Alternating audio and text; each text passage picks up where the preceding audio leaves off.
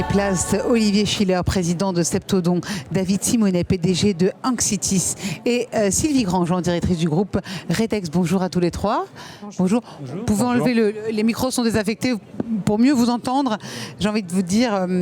enlevez le masque. Voilà, les mesures, comme vous voyez barrière, sont présentes tout au long de ce big numéro 6, ici, à l'accord Hôtel Arena. Alors, quel est l'impact de la crise sur les ETI? Est-ce que vous pouvez nous en parler, peut-être, vous, Olivier Schiller?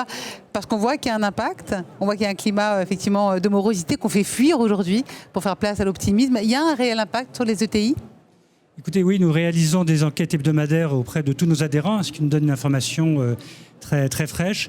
En moyenne, nous aurons à peu près 15% de baisse de chiffre d'affaires cette année au niveau des ETI.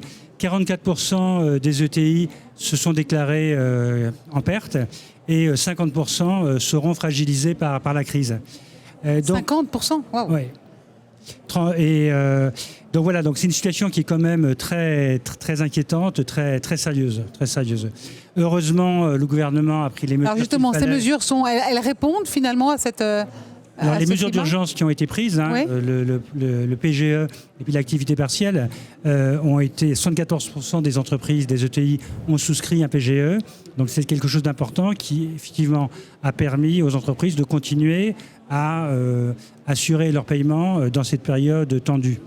Voilà. Mais la situation reste néanmoins très, très préoccupante.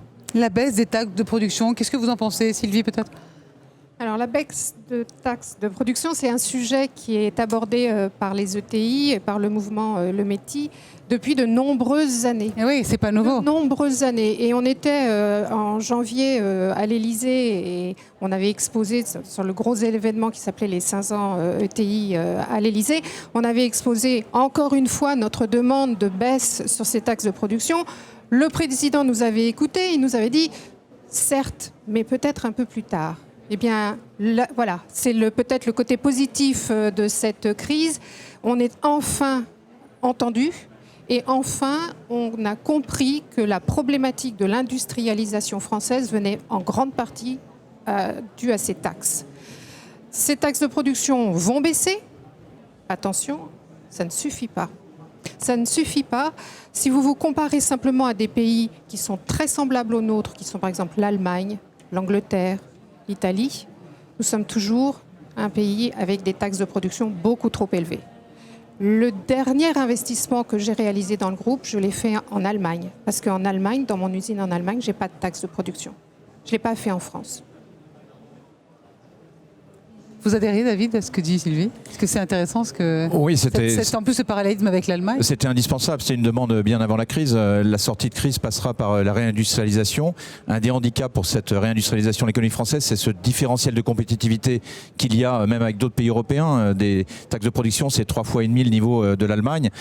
C'est un écart de 2% de PIB, donc c'est considérable. Cet handicap de compétitivité, il pèse en plus sur les entreprises qui sont implantées dans le territoire, qui préservent de l'emploi à valeur ajoutée, mais c'est aussi les entreprises qui exportent.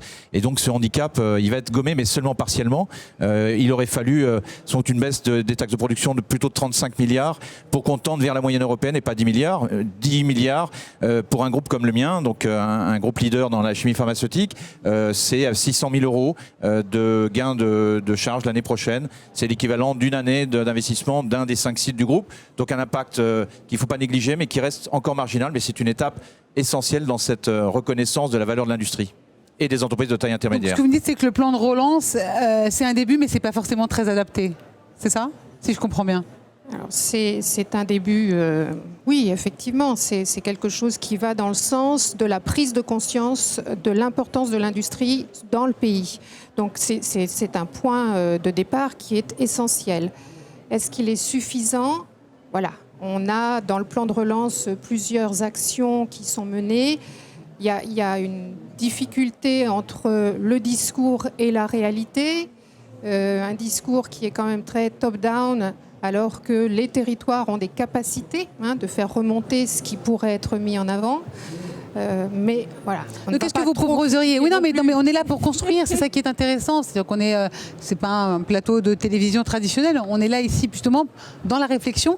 Qu'est-ce qui serait bien? Qu'on soit plus à l'écoute justement de la base? Qu'est-ce qu'il faut faire pour ce plan? Dans son déploiement, une ou deux idées. On l'a dit, il faudrait en fait un plan pluriannuel de baisse des impôts de production au-delà de ces 10 milliards. On l'a dit, on a parlé. C'est clair. Voilà. Après, sur les autres aspects du plan de relance, je pense notamment, il y a beaucoup d'appels à manifestation d'intérêt ou des appels à projets pour réindustrialiser la France par filière en faveur des territoires. Il faut associer encore davantage, je pense, l'échelon régional, par exemple. Une ETI, c'est souvent une entreprise multirégionale. Moi, je me définis Accentis comme une entreprise multirégionale. On est implanté dans 5 régions, et donc nos interlocuteurs en fait sont plutôt les régions, et je pense que les régions devraient être associées davantage à la prise de décision. Elles sont sur un des appels à manifestation d'intérêt, notamment sur les territoires d'industrie, mais c'est pas suffisant. Ça permettrait de raccourcir sans doute les délais de décision en étant à proximité des décideurs publics qui nous connaissent bien. Oui, malheureusement, on est un certain nombre d'ETI qui investissons, qui créent des emplois, et quand nous regardons le plan de relance, en réalité, en dehors de cette baisse de taxes de production, il n'y a pas grand-chose.